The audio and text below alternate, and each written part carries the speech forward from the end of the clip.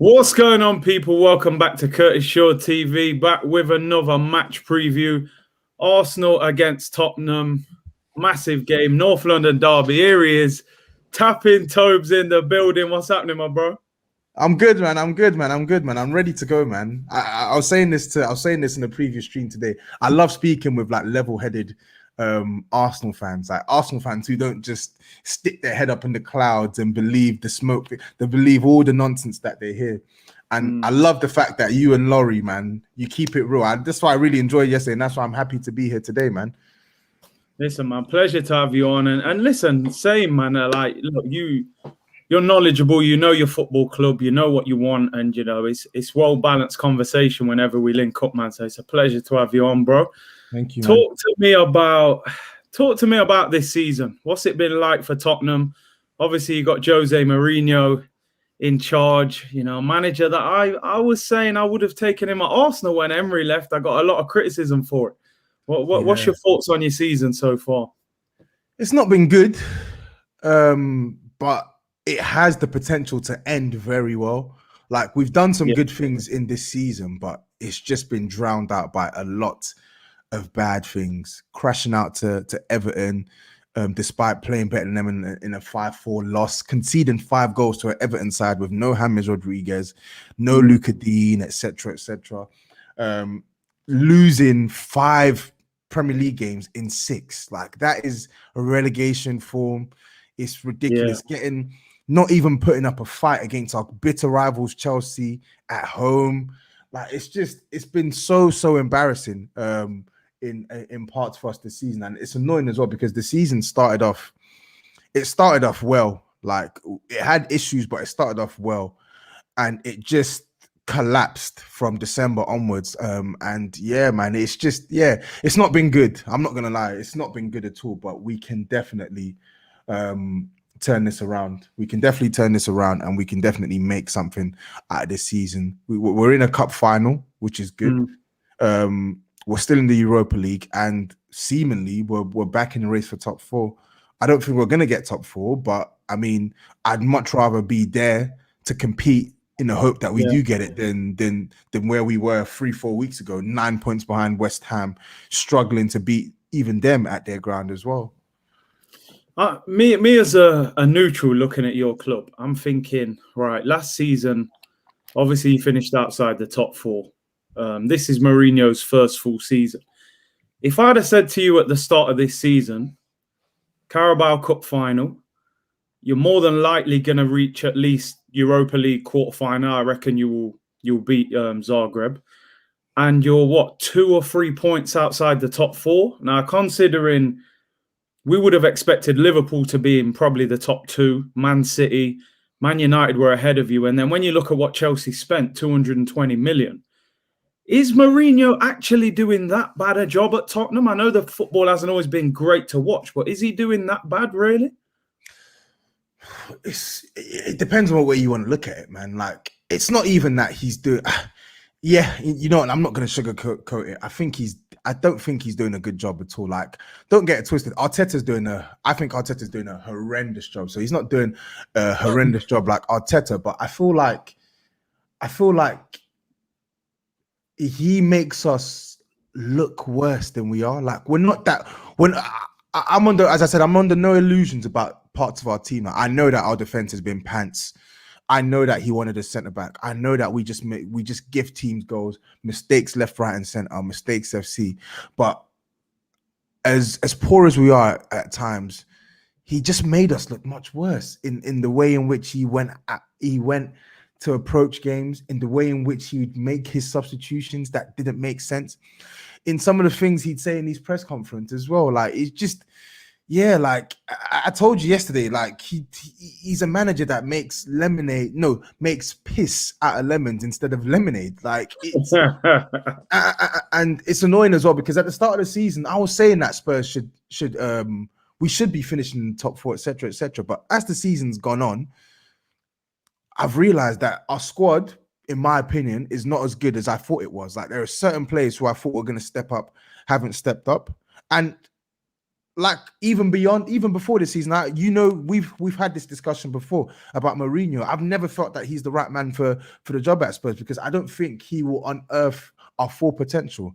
I think he can win a trophy, but if you told me, oh, Spurs finish 6th place again this season and only win the Carabao Cup, that's not a good season for me. I'll love the trophy, yeah, but that it sounds cocky, but that is genuinely not a successful season for me, and that's how I judge his performance as a manager. Have you elevated the status and quality of this team?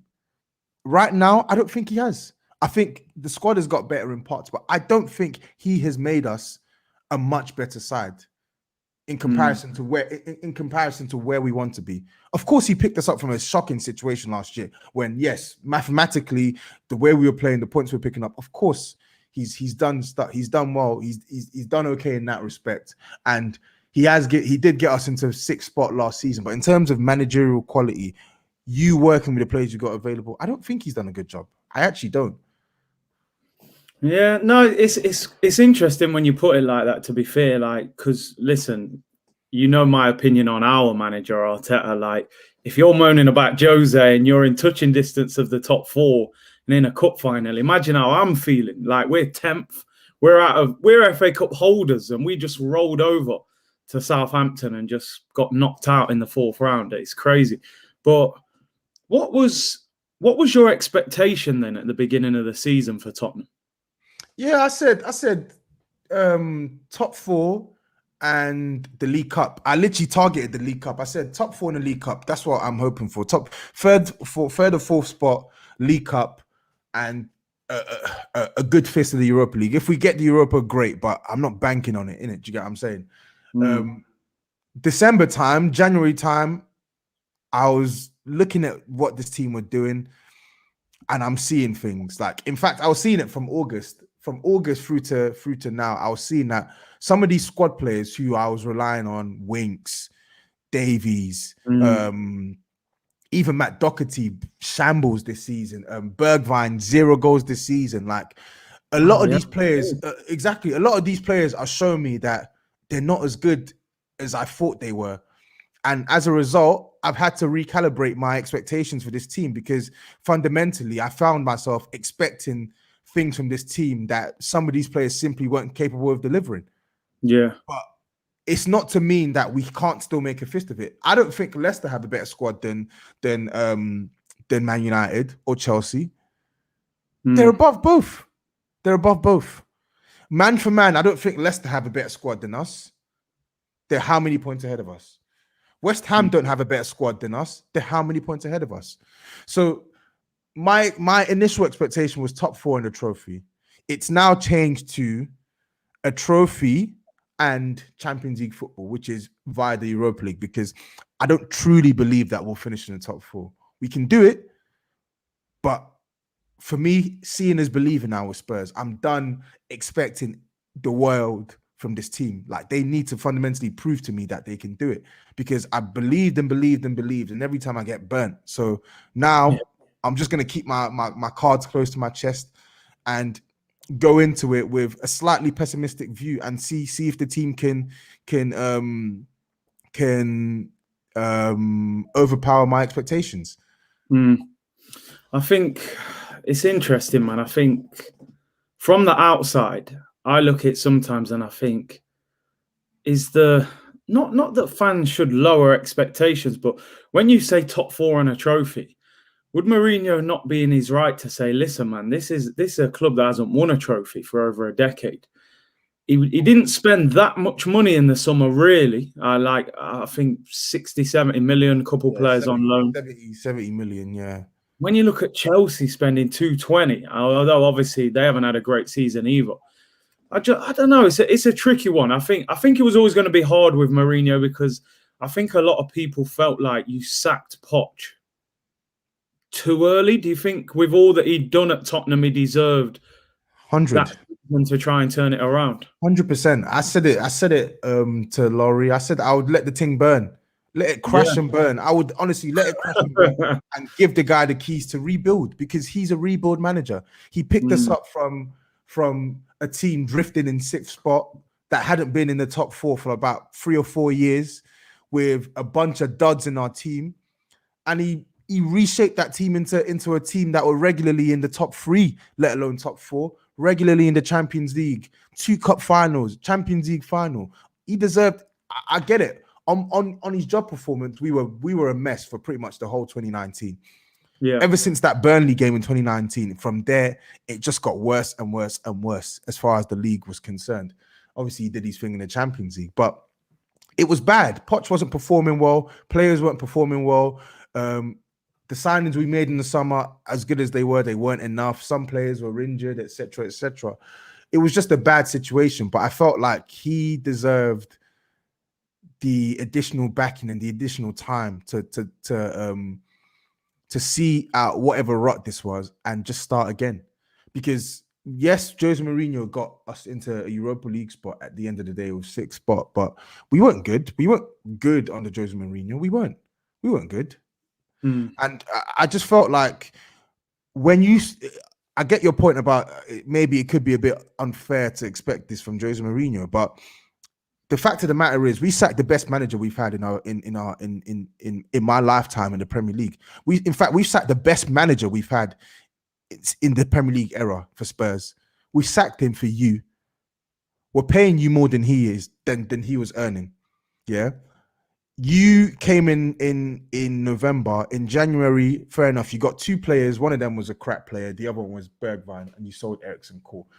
I have my beef with Enoch. Enoch had their issues, and they are ultimately the root cause of a lot of things. But in the summer, whilst he didn't spend 200 million like Chelsea, he got backing in totality, in the sense that every single position that was a problem for us, we signed a player to play in that position. We needed a left back, we got a left back.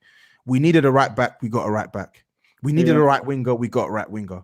We needed a defensive midfielder, we got a defensive midfielder. Yeah. The big position that we didn't get was centre back. Yeah. And I know Jose wanted a real like dominant centre back like Skriniar. We didn't get him, and whatever. But the point is, that's the difference between backing and backing in full totality. Because people look at oh yeah, but Jose only spent 70 million. Backing doesn't just mean oh yeah, you get 50 million to spend on one player. Backing means you've addressed 5-6 issues in the team, and all 5-6 issues have been ticked off. Pochettino never had that at Spurs. Never ever had that at Spurs. The year before, a few months before he got sacked, when we got the Ndombele's, Lo Celso's, etc. We needed a centre back. We didn't sign one. We needed a defensive midfielder. We didn't sign one. Yeah. We needed a backup striker. We didn't sign one. We needed a winger. We didn't sign one. Do you get what I'm saying? So, like, unfortunately for Jose Mourinho, whilst some of these players haven't banged, whilst we don't have the funds of Chelsea, etc., you've got this job on the pretense that you are a winner. You've got the job on the premise that you are a winner. You win things. You've gone to every club and you've won. So by default, with the money that you're earning, yeah, the expectation is you are here to deliver something that the other manager couldn't. Otherwise, what's the point in hiring you? What's the point in hiring you? That's what Daniel Levy was going for. Short-term success, quick fix, the wrong approach. Instead of investing heavily into the team and letting the team crash and starting up again, he said, I'm going to take a shortcut. I'm going to get this guy because I'm desperate and I want us to get back into Champions League and win. It's desperation to win, and that's why he's here. So as unfair as it sounds, because we don't really have a divine right to win anything, he's a winner. So the expectation on you, for us, is to either deliver us top 4 or win a trophy. Ideally, do both. No, you make a good point. Listen, I love listening to your point of view, because, you know, sometimes you see things different as fans of different clubs. But I understand, innit? You've brought him in to do a particular job, so you expect him to deliver on that ultimately. Looking at our club this season, and I know you've had, I heard your opinions yesterday were very strong, but similar to what I believe. What have you made of Mikel Arteta and Arsenal this season? Because for me, I mean, I think we've been a shambles this year, but I do think there are a lot of problems at Arsenal that he walked into. We changed our director of football. There were so many things. When we hired him, he was called head coach. Then we changed it after 6 months to manager. Loads of things. The Ozil situation. What have you made of Arteta and Arsenal this year? It's been a shambles, man. It's been a total shambles. I felt like in the summer, chasing Uwa, all of a sudden to not sign a Uwa, waiting until the last day to sign Thomas Partey. You lot started off the window reasonably well. It was positive. Saliba, obviously, who you signed in the previous season, he had obviously come in. Gabriel, who was obviously courted by Man United, he had come in as well. So it looked like you lot were finally adding some skill and athleticism into your team. And everyone knows your well-documented issues with a lack of physicality in your defense and your midfield. So that was good. It started off well for you. And then you hear Willian signing on a 3-year deal. Like, that was when I was like, something's up here. This is a team that are trying to do a rebuild, and they're signing one of the worst wingers in the league on a 3-year contract at 31 years old. Alarm bells are ringing. And then I see obviously you got rid of Guendouzi, Torreira, etc. Cool. But you're chasing Noir all summer, you don't sign him. There's talk of Thomas Partey all summer. You wait until deadline day to sign him. You don't really give him a proper period to bed into the team, into the team. And then to top it all off, your manager starts thinking that the only way you can beat sides is by spamming a gazillion and one crosses. Oh, don't. They were dark days, bro. It's ridiculous. And some of those losses were unfortunate, like the Leicester one. I think the Leicester one, no, if you take your chances, you win. If you take your chances against Burnley, you win, but you end up losing both games 1-0. But like, ultimately, the guy's not putting you in a position to put teams under duress. And that was the issue at the first half of the year for me. Like, you lot were averaging like 7-8 attempts at goal a game, and somehow expecting to win matches. The Spurs game we spoke about, I knew 1000% that we were going to beat you. I knew it. Like, we didn't have to play extraordinarily well to beat you, because we knew what type of situation you were in. A manager who's playing a hopeless 3-4-3 system, no link between the midfield and attack, playing this system to make you look defensively resolute, yet you weren't even defensively resolute. I know you hadn't conceded much goals or even many goals in comparison to some teams at the time, but you were very easy to play through. It was never hard to play through Arsenal, very easy to play through. And teams just score their goal, sit back, and they know that they'll withstand anything you got to throw at them, because you didn't have anything. Aubameyang was being starved the service and then being shunted out on the left and trying to make him into this 1v1 demon. Willian was starting games week in, week out, scoring 0 goals, creating 0 goals.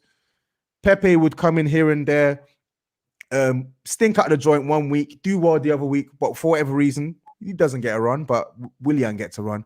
Lacazette stinking out the joint. Everything was going wrong for Arsenal, and Arteta was directly responsible for a lot of things that were happening. So to be totally honest, whilst things have taken a turn for the better in recent months, it's been a shit show. You're 10th in the league.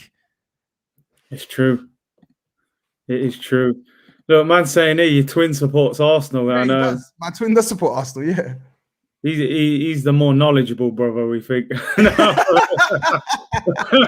Look, they're giving you a compliment. Get this guy off the channel. He's speaking too much truth. Listen, man, I'm a man. I don't run from the truth. So when you're speaking it, I agree with you. It's harsh coming from a Tottenham fan, but it's the reality, man. The manager, at least on one hand, do you look at Daniel Levy and think, okay, you didn't agree with Poch going, but did you at least kind of applaud him on trying to be ambitious, even if it was kind of put into the wrong manager? Because when you got Mourinho, to me, I looked at that like, raw, that's a powerful move. Yeah, give him 15 million a season. Yeah, for me, it reeked. I'll never respect it, because obviously it got the best manager that we've had sacked. So I will never talk about it positively. But if I'm looking at it objectively, I see what Daniel Levy was possibly hoping to do. He says, "Yep, Poch, you've done well, but this is a man who, by all accounts, legacy-wise, is the greatest manager, arguably of his generation. A manager that I've been caught in for weeks and weeks and weeks. I think not only will this galvanize the squad, but you now have a manager who's used to winning, and he can instill some sort of winning mentality into this team. So you look at it as an ambitious move. Of course, when you look at the money we're paying him, when you look at the name and all the glamour and glitz and whatever popularity he brings, it was a power move, but it was the wrong move altogether. But yeah, at least the thing is, Daniel Levy, love him or hate him, and I'm a bit more hate than love these days. He cares about the club. Yeah. He cares about the club. Everything he does, he thinks he's doing the best thing possible for the club, even if it's the wrong decision. So that part I will always respect. And I do get that he was trying to make an ambitious move there with Jose, but it just stunk. It was crap. It was stupid. Absolutely stupid. Man, he's just not a fan of Mourinho. If you was to, because I know you've said, did you not say that you would replace him in the summer? I would, but the names I've mentioned, people don't want them. Hassan Hootel, they said nah, we don't want Hassan Hootel. He's getting slapped 9-0. Some of these project managers, man, Nagelsmann, he's young, but I didn't think he was realistic. But then you hear all the reports and stuff that apparently he is realistic as well. Like Brendan Rodgers, I would love him at Spurs. I feel like managers who have a knack with getting the best out of what they have and then building from there. I don't think Jose Mourinho is getting the best out of what he has manager.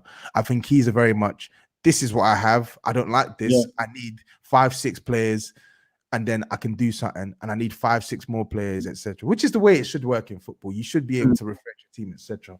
But he ain't the guy to put the pieces together with what he's got. And I think, I feel like whoever gets the hot seat now, it's just a case of doing better than what we've seen this season. And like that 5 losses in 6, it literally set my head spinning. It did. It sent my head spinning. And I think with Jose Mourinho, like it's annoying. I don't want him to be at the club, but I will not be as harsh as Jose Mourinho if he set out a style of play that was beneficial to our club. Like at the start of the season, I was complimentary towards Jose Mourinho.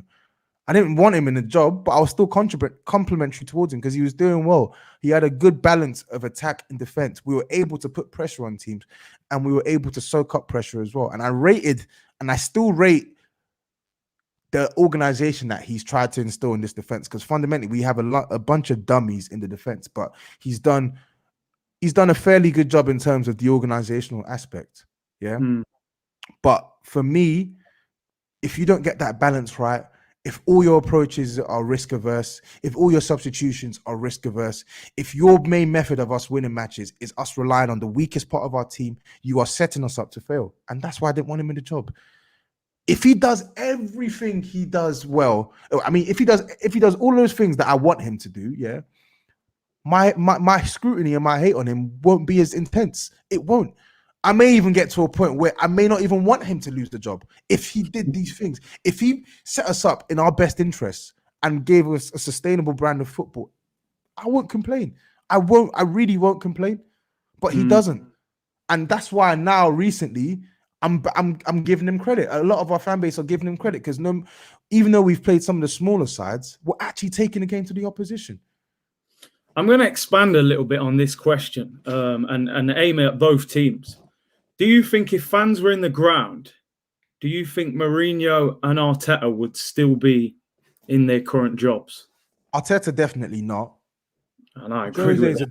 Jose is a different one. I think because Jose, the finances involved to sack him make it a really, really tough position for us to be in. You see the news already, like from Alistair Gold, who's saying that our business this summer is dependent on us selling players.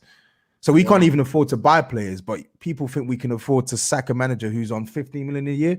This was my doubts. This was my biggest problem in getting this guy, especially the fact that we got him on a 3.5-year deal, because it would be very hard to move him when shit goes south. So I think if fans were in the ground, I'd like to think Jose may have gone, but I don't think it would have been that straightforward for Spurs as it would be for Arsenal. I think you would have heard fans booing, etc., etc. But I think Arteta's job would have been under way more scrutiny. It's true. Look, we're looking ahead to the game anyway tomorrow. Obviously, you are challenging for top 4 now. I think with Arsenal, we're kind of ticking over in the league now. I think the league's kind of gone for us. We're just trying to see if we can win that Europa League. What do you make of the game tomorrow? I know you said there when we played you at your ground, you was super confident you were going to beat us. How do you feel going into this game?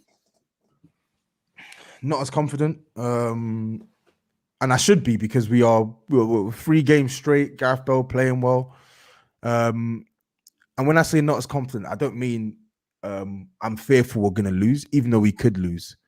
I don't think we're going to lose this match. I think at the very least we'll get a point. But whether we will make that jump and win, that's what I'm not so confident on, because we've only won once in 27 years. We've been in better.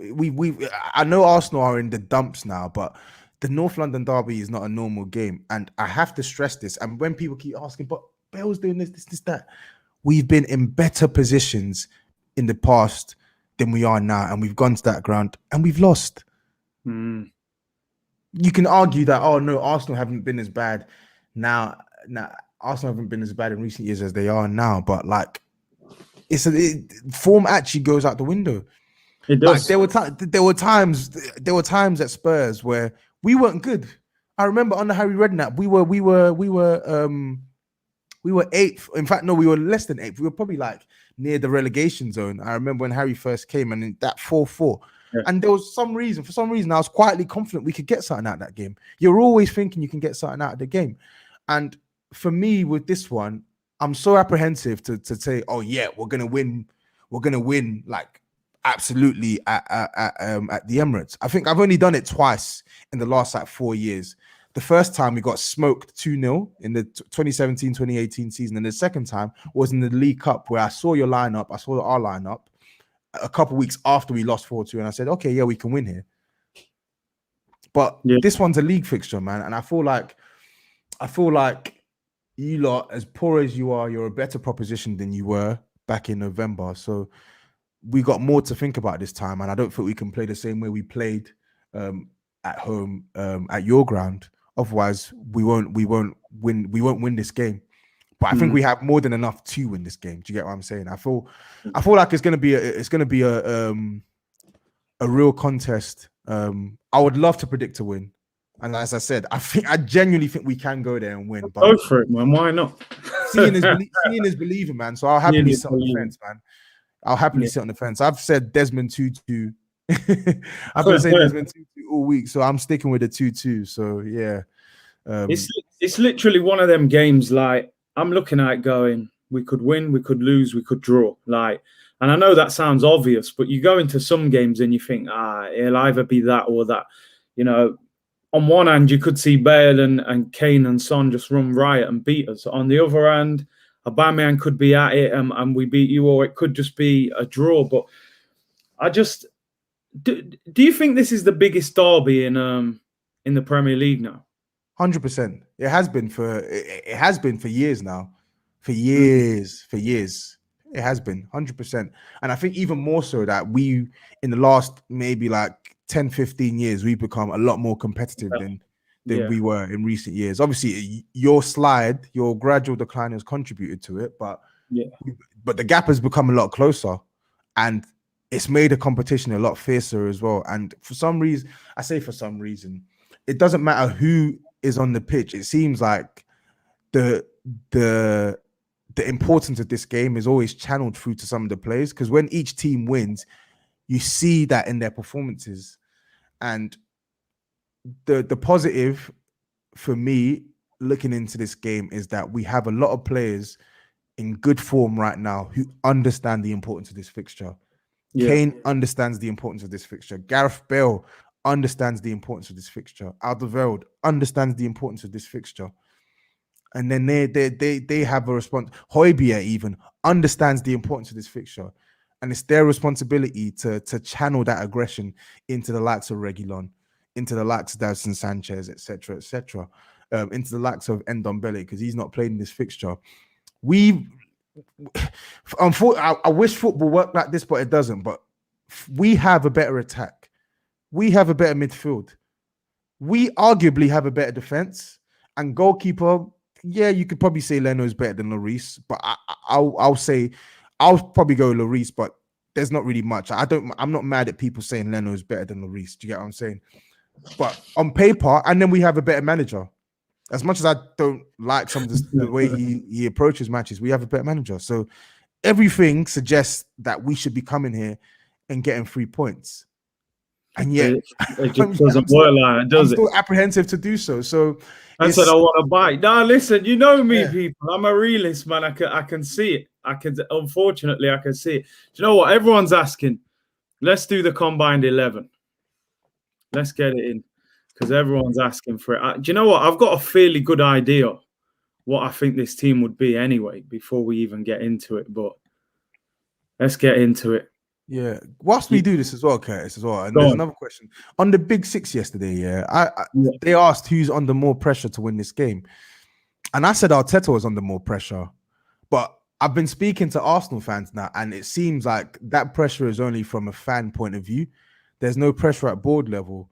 And to be honest, it's made me think that some of what the Mandem was saying on the Big Six yesterday was better. But I still think Arteta should be under more pressure heading into this fixture than Mourinho.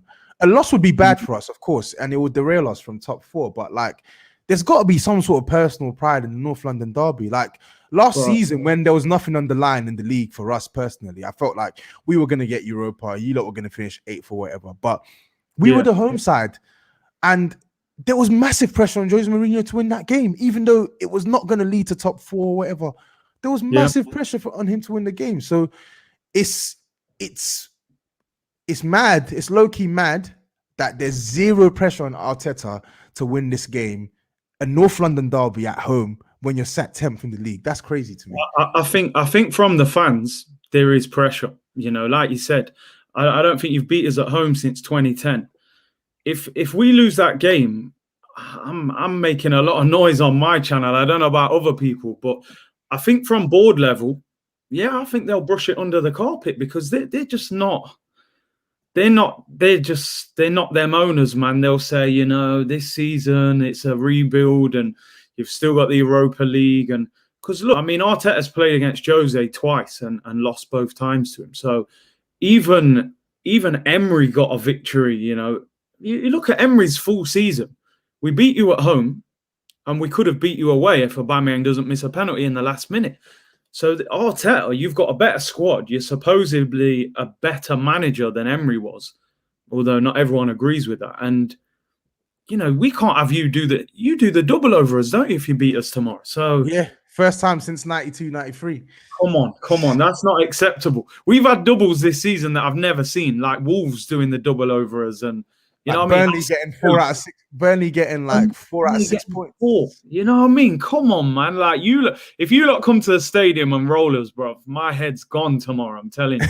My head's gone, bro. I'm not accepting it. You lot can't come and roll us, man. Like we were saying off camera, man. I'm just gutted the fans can't go to this, because I love this game, man.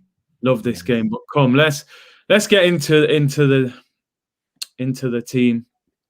Cool. What are you saying in goal? I'll go for Lloris, man. I'll go for Lloris. I have to back my boys. Like, I'll go for Lloris. Lloris had a difficult start to 2021, but before that, he was one of the best keepers in the league. Last season, when he came back from injury, one of the best keepers in the league. The season before that, from around October time when we played West Ham, October 2018, through to the end of the season, he was quality for us as well. So I honestly don't think there's much between him and Leno. So I'm going to defer to my Spurs. My Spurs bias here, and I'll put for Lloris. With Leno, the only thing I would say for Leno, I'm not fully convinced, really, by either goalkeeper now, if I'm being honest. I think Lloris is past his best. And I Yeah, he think is. Leno is a good keeper, but not a great keeper. The only thing I would give Leno is he's been better than Lloris this season. I think Lloris had a couple shaky spells earlier in the season. Yeah, I think maybe in 2021, Leno was more dependable. But the reason why I feel like it's so tight is because a lot of people talk about Lloris's mistakes and pretend as if Leno doesn't make mistakes. Like Leno, statistically, I think statistically, he's made more mistakes leading to goals than Lloris since he's been at Arsenal. Leno makes mistakes. I agree with that comment though. Martinez is better than both. Martinez, yeah, well, yeah. I didn't really believe it last year because I needed to see a bigger sample size, but I think Martinez is better than both of them. So I don't think there's much between the two. So I'm going to defer to the Spurs side of me and go to Lloris. See, I feel like it's got to be Leno. He's had a better season than him. And the thing with Lloris for me is like, I don't know, man. I'd look at Lloris even now and think Tottenham might even replace him in the summer. If I'm being honest, if you lot have got enough money to spend, I think that could be a position he looks at Mourinho and thinks, you know what? What do you reckon? Do you think he could get replaced in the summer? Who, Lloris? He could. Yeah. He could, but I think we just have bigger problems to deal with. Like we got bigger fish to fry. And Lloris, he is an issue in some of these when he's making some of these mistakes. But on the whole, I look at how many games he's won us points and compared to costing us points. And the games where he's played well outweigh the games where he hasn't played well. So I don't know, man. We'll see. It's a tricky one. Do you know what? We'll come back to it. We'll deal with the ones we can agree with first. Okay. Let's go to the centre backs. I've only really got one argument in this. The other defenders, the other centre backs, I can kind of move them aside in Arsenal's team. Yeah, and you could do the same with Spurs, to be honest. I'll go with Alderweireld. I think he's our best centre back. You know what's crazy? You know when I came to what I remember, I think it was that game 17-18. I don't know or was it 18-19 when you just signed Davinson Sanchez. 17-18 that would have been, yeah. And I watched him that day and I thought, this guy is a beast. Like I just thought this guy's going to be a top quality centre back. He was quick, aggressive, won his headers. And now he looks clumsy to me now when I watch him. He's still quick, obviously, but yeah, I don't know what's happened with Davinson Sanchez. He's always been clumsy, but he was defending at a much better level, and I think he had a really good partner next to him in Jan Vertonghen. In his first season, Davinson Sanchez deserves a lot of credit for how good he was in his first year. Like that was a quality season from him, but he had Jan Vertonghen next to him, coaching him every step of the way, guiding him. Jan is much more vocal than Alderweireld as well, but he's just got progressively worse and worse since then. The following season after that, he was poor, and then last year he started off so bad, and he had his nightmares last season. But he also had a couple good games last year. I look at Liverpool at home. I look at you lot at home. I look at Man City at home. He had a couple of solid performances. I think on performances, he was our best centre back last year, even though Alderweireld was probably the best one on paper. But this season, it's just like it's with Sanchez. There's always one step forward, 2 steps back, and this season it's literally been like 10 steps back. Like he's a way better centre back than Eric Dyer, but Eric Dyer was outperforming him for large parts of this season. It's only the last 2-3 weeks that you can actually say Davinson Sanchez has looked better than Dyer. Playing well. And it's not even just Dyer playing well. Dyer started off playing well, but Dyer's crap. And you are meant to be, you're meant to be our future. You're meant to be our future. And he's not been good enough, man. And whilst I'm happy that he's working his way back into form, because I do like Davinson Sanchez, he isn't a centre-back that I feel totally comfortable with anymore. And I would not be surprised if the club moved him on in the summer. Yeah. So would you agree with Gabriel next to Alderweireld? 100%. Yeah, 100%. Yeah, he's. I think he's our best centre back, to be honest. Yeah. You know Um, what? This next one's gonna be tough. So this next oh, one's gonna be tough. go on then. Come on. This is going to be another debate, and I'm telling you now, yeah. I'm not accepting anything other than the Scottish Roberto Carlos, mate. Regulon is awesome, man. I was saying Listen, Reguilon is good. I'll give it you. they're both quality, man. They're both quality. They can both make shit happen by themselves. They don't need any support. Do you get what I'm saying? Put in the comments, people, who you think's better. But no, They're listen. they're gonna say Tierney, innit? Because Oh, obviously, but look, there's a few. Look, Reguilon. There's a few, bro. You know. I gotta go Regulon. I gotta go Regulon. But it's your channel, innit? Like you're gonna, you know what? We're gonna have to choose. With like we've got a bone of contention between two positions now: goalkeeper and left back. I'm going with Lloris and Regulon. You're going with Leno and KT. That's what you don't call him, right? KT. Right, go on. So, in your opinion, what do you think Reguilon is better than Tierney at? What makes him better for you? I think he's a better dribbler than Tierney, and I just think he's better technically. And I'm not saying that as if Tierney is a bad technician, because Tierney can use his right foot. Tierney's got a good cross on him. Tierney can go at players. He's pacey, he's direct. But I just feel like Reguilon, he's just technically, he's more technically sound, man.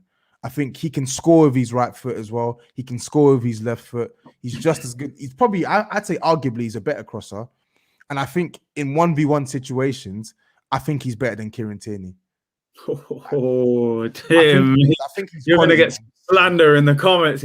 Yeah, they probably, I think he is. And it's not a disrespect on Tierney, because I think Tierney defensively he's meant to be better than Reguilon. Like, I think I love how you said meant to be better. No, he's the reason why I say meant to be is because, like, when you compare both their games, you'd say Tierney, like, if you watch them previously at Celtic or Reguilon at Sevilla, you'd say Reguilon is purely about offensive contribution. But this season, I've rarely seen this guy get ripped. Like, he's so good defensively. He's way better than I thought defensively. That's why it's tight for me. Someone's saying here in the comments, Tierney's got more goals, Reguilon's got more assists this season. Tierney's got 1 goal in the league and 1 assist. Reguilon's got but what a goal! Goal of the month, right foot, top corner. It's quality. Yeah. It's quality. You know what? It's a close one, but I can't let it happen. If it was on your channel, I'd accept it. Okay, cool. If you put Tierney there, then I want Lloris in goal. That's fair. That's fair, right? I'll give you Serge Aurier at right back. Bro, what do you mean you give me? You know he's been the best right back of the lot by a distance. I'm not gonna say Hector Bellerin, am I? Do you know what I mean? He doesn't get in any combined 11 really, unless we're playing like West Brom or Sheffield United or something. Oh dear. So it's Aurier at right back, isn't it? Yeah. Obviously not Doherty. Doherty he hasn't really done well this season, has he?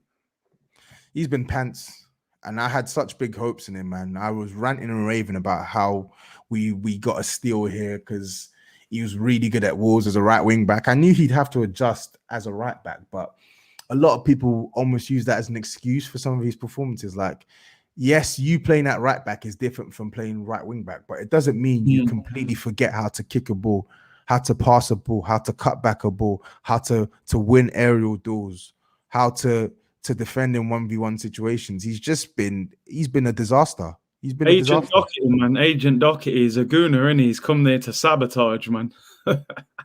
Yeah, man. It's not been good enough. I would hope he could turn it around, but honestly, because of his age and the importance of that position, Aurier having 1 year left come this summer, I would honestly look to cash in right now. But it's up to him to turn it around, man.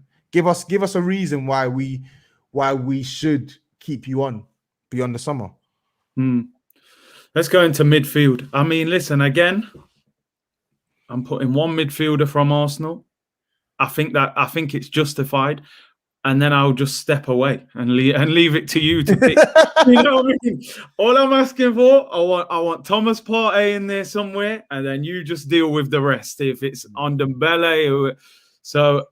I think you can accept Thomas Partey, can't you? 100%. He's a beat, even though he's been injury prone. He's a baller, man. What two Absolute baller. would you put next to him then? Easy. Højbjerg and On Dembele. Ndombele. Yeah, I think Højbjerg has been excellent for us this season. Much better than I thought he'd be. How do you spell his name? So HOJBJER. Yeah, go on. I didn't even know he was 25. I thought he was older than that. He's 26, he's 26 now. Yeah, I thought he was a decent player, but he's actually a good player, and I think he's been quality for us this season, on and off the ball. I think he's been quality. You paid like 15 million for him, didn't you? Yeah, absolute snip. And then I don't even need to. I don't even need to talk on Ndombele. Like we know what he's about. It's the same with Thomas Partey. We know what they're about. Now, front three for me, I've got it in my head, but I feel like you're going to argue with it. All right. I am going to argue with it. You are going to argue with it, aren't you? Right? Because let's go. Right, let's go. So, striker Aubameyang. No, really. No, listen. We had this debate yesterday, man, and listen, it pains me to do it. It pains me, people, but I just got to be honest, Anna, really. I've got to be honest. Yeah. It's Harold, isn't it? Yeah. It's Harold. Sir Harry. He's a gooner anyway, deep down. He knows it, man. Whatever, man. Whatever. Born gooner, bruv. Whatever. Left wing Sonny, innit? Yeah, come on. You know it, man. You know he's a ridiculous player still. You will. See this thing. How do you spell his first name? Son. So SON. Then it don't come up until you put 4 letters in or something. So HEHEU. Yeah. NG. There we go. We got 28. Jeez, I didn't know he's 28, you know? Yeah. One sec, Curtis. One sec. You keep doing that. I'm just going to quickly get when you come back, the team might look a bit different.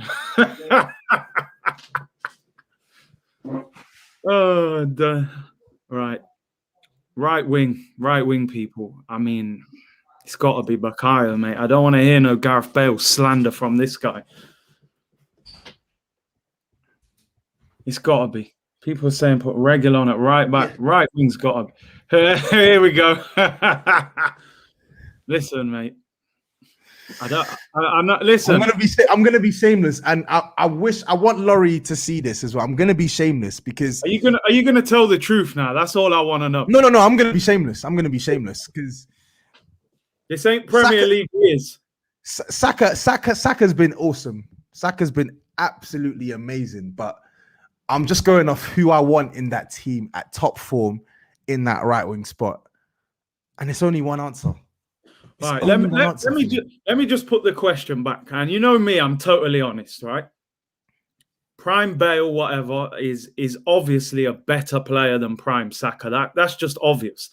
But what is Gareth Bale's prime now? Like, we've seen him play well for the last month, but can he produce that over a season? I see Mourinho saying I have to take him off most games to manage his body and things like that. Like, yeah, can you really put him ahead of Saka right now? I think Saka's had a better season, but I'm picking Gareth Bale ahead of Saka now because Gareth Bale's fit, functioning and firing. Functioning, firing. Gareth Bale, he simply has more quality than Saka. Like I love Bukayo Saka, my Nigerian brother, but Gareth Bale is just I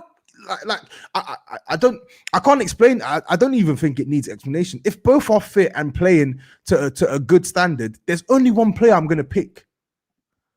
So if this was the Gareth Bale of 3 or 4 weeks ago that wasn't contributing anything, then yeah, I would have Saka. But this is a functioning and firing Gareth Bale, so it changes the conversation completely for me. There's no chance I'm having Bukayo Saka right now for Gareth Bale. No chance. He's a bigger wax winner. Let me ask you a question. You know, I see you on the Big Six show, right? Great show, by the way. Go and check out, people. Like you said, 3 or 4 weeks ago, I heard you saying, Bale, he's going back to Madrid. I've given up on him. He ain't got no more. I did. And you're telling me 4 weeks later, he has to be in a combined 11. Yes, I am, because you see the madness he's doing for us right now. Yes, I am. Against who? Hamburger from Bro, from against Burnley, Germany. against Palace, like he's scoring, he's creating, bro. Like He's a baller still. It's Bale, innit? But we getting caught up in the past, man. Look at FIFA, man. They downgraded him big time this year. He's on his way out. He's nearly a professional golfer. He's nearly Tiger Woods. Listen, I'm not budging. So if you wanna overrule me, that's fine. But I'm not budging on Gareth Bale. I have to be honest. Like I'm just gonna let my fingers type who they. Is that how you spell Bale? I'm not sure. All right, look, we'll start with the B with it. All right, Bakayo. I mean, he looks a bit like Bale, to be fair. Lord. All right, we'll go for Pepe and leave them both. Flipping hell. If you're talking about true talent, obviously, man, it's Bale, isn't it? But that's what I'm basing it on, dude. I already said you've got to drag him off at half time every week. I already said that I think Bukayo Saka has had the better season right now, but the season's not over, and Gareth Bale is firing right now. We may be having a different conversation come May. If he produces that till the end of the season, and we was playing you, if we play you in the Europa League final at the end of May, he's been firing from now till then. We may have to pick a different team, because then I'll be like, you know what, Bale, he can produce week in, week out. He's had a good month. Like he can get player of the month maybe, but. Yeah, but yeah. I did say at the start, I'm going to be shameless with this one. Like, I know you are. That's why you turned up to the Tottenham top today. People can call it reactionary and whatever. Like, I'm going to be shameless with this one because I know. I'm sorry. Like, this is what we've wanted as Spurs fans. Like, we want to see a Gareth Bale flying, and a flying and confident Gareth Bale. I can't go against him. Yeah, so I get it. Because look, his level's been that. Listen, I'm a big fan of Gareth Bale as a player. Like, how could you not enjoy what Bale's done as a footballer in his career? But the Arsenal bias, we've only got a couple players we can hang on to. I can't give you the whole front three. It's even paining me that Aubameyang's not in there. You know what I mean? Who's Aubameyang meant to be? I don't know. We'll play him on the right or something. You know, we'll get Sonny on the right. Aubameyang scored what, like 7 league goals this season, right? Eight. Is it 8? Oh, I'm just rounding it up. Okay, well, I don't even know, 7 or 8. Yeah, well, we'll see anyway. But no, he's got 9. He's got nine goals. 9 goals. Okay, cool. 9 league goals. 3 in Europa. But do you think he's been? Do you think? And the thing is, forget about form. Do you think he's a better left winger than Son? No chance. He's better up front than left wing. Exactly. So, yeah. And up front, we already know that Harry Kane is a better striker than in generally. So you got to remember though, right? He scored 9 goals in the league this season. He played like the first 12 or 13 games left wing. And I mean fully left wing, putting like hugging the touchline and them. Like Ryan Giggs left wing. You know what I mean? So he could have easily scored another 5 or 6 goals. You know what? If you create chances for Aubameyang scores goals. When we played at White Hart Lane, we put 27 crosses in with Aubameyang up front. What's he going to do against Eric Dyer, a meathead who's going to head things all day? Yeah, I agree. Listen, I rate Aubameyang. I think he's a world-class striker. I feel like, and whilst I do agree that Arteta fundamentally botched his chance creation for his ability to score goals, I do think that there were several matches this season where Aubameyang was just downright pants. And I feel like he had to improve his general level because I saw him miss a couple chances as well. But I find it mad how everyone was so ready to turn on him this season. It's crazy. Not me, absolutely bro. Crazy. Bro, there was man in the comments during games calling him Yaya Sanogo, saying get rid of him. I think it's because when you look at the top strikers now, the top strikers probably Kane, Lewandowski, you know, them guys there. They've got so much to their game, aren't they? They've got more than goals to their game. And everyone has this thing with Aubameyang that, when Aubameyang doesn't score, he doesn't do much, which a lot of the time is like that. But I don't But he look at scores it. much though. That's the thing. They He always does. add the caveat, but he scores. He scores. He He's does. literally. I think him, Carrots. Lewandowski, Kane, and Aguero have been like, have been up there. Obviously, you have your Suarez, etc. But they've been amongst the best strikers for the last like 6-7 years now. Like Yeah. scoring 30 to 40 goals every season. So in all competitions, anyway. So I do think he gets disrespected, but he definitely has his limitations. And I think Yeah. at 31 years old now, having clapping goals for 6-7 years now, everyone knows his limitations. But it still doesn't take away from the fact that he's a goal getter. Do you get what I'm saying? Like he will always score goals, no matter where he is.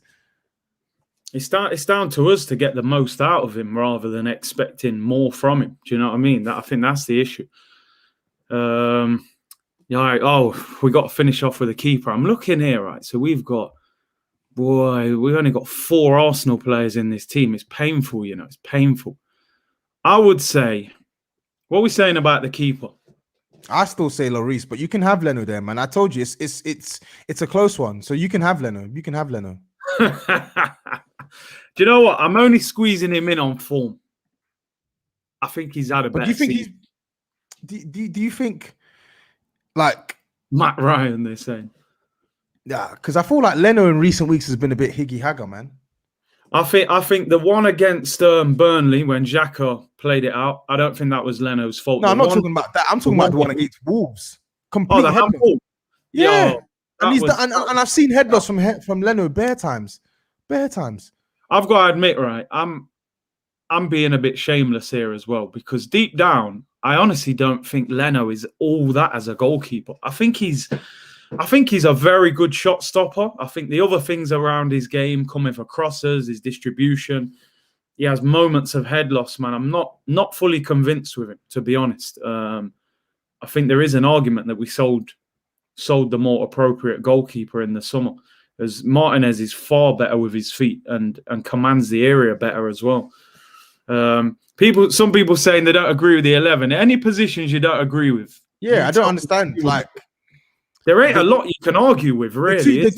To be honest, the 3 contentious positions were goalkeeper, left back, and right winger. I genuinely don't think you can argue the rest of the positions. I don't think I can put in another Spurs midfielder who would dislodge Partey. I can't put in another Spurs centre back who would dislodge Gabriel. I can put in another left back who could probably dislodge Reguilon, but that's about it. Older goalkeeper, it's literally just 3 positions. Yeah, the rest of it picks itself, don't it? The rest of it picks itself, man. But hey, what's your score prediction for the game? Desmond, man, 2-2. Desmond 2-2. I would have thought you'd have been on smoke. You beat us at home. Mourinho, great record against Arsenal. Beat Arteta twice. Yeah, as I said, home, I'm a different beast. I predicted. I actually told Laurie about that one. I said clean, we're winning that game 2-0 at home. But away from home is different, man. It's different. I want us to win, and I hope we can win. But I'm going to sit on the fence, and I'm going to go for a 2-2 draw. Yeah, I'm going for a 1-1 draw. The only reason I'm going for a draw is because I'm not sure what team this manager will pick. At least you've probably got an idea of what team Mourinho is going to pick. Arteta could do anything in this game, because of Thursday. Aubameyang might play, Bellerin, Pepe, Willian. I don't know who he's going to pick. So yeah, I'm not fully convinced he'll pick the right team, but you never know. But listen, Tobes, big up for coming on, bro. Appreciate you coming. Thank you for having me, man. Thank you for having me, bro. We're back on Turkish's channel at 4:00, so everyone tune in for that. I've put a link in the description to your channel. It's there anyway, at tapintobs. And you had a show on there today, didn't you, with Turkish as well? Yeah. Do it in make it easier. What I do now is in the title. Yeah, I just put it in the title because it saves me the effort of copying people's links in the description. Yeah, man. Appreciate you coming through anyway, bro. No problem, man. Thank you for inviting me, man. Yeah, man. I'm gonna get you on my channel at some point, and it doesn't even have to be about Arsenal. I feel like you have a well-rounded view on football, and I'm trying to do something more broadly around football, not just clubs anyway. So yeah, I'll definitely have you on my channel, bro. Thank you. Yeah, man. When you're ready, bro. Big up everyone in the chat. Make sure you smash a like, subscribe to both channels. I'll be back tomorrow for the watch along, man. It's going to be Scenes FC, bro. I'm telling you. Scenes FC, man.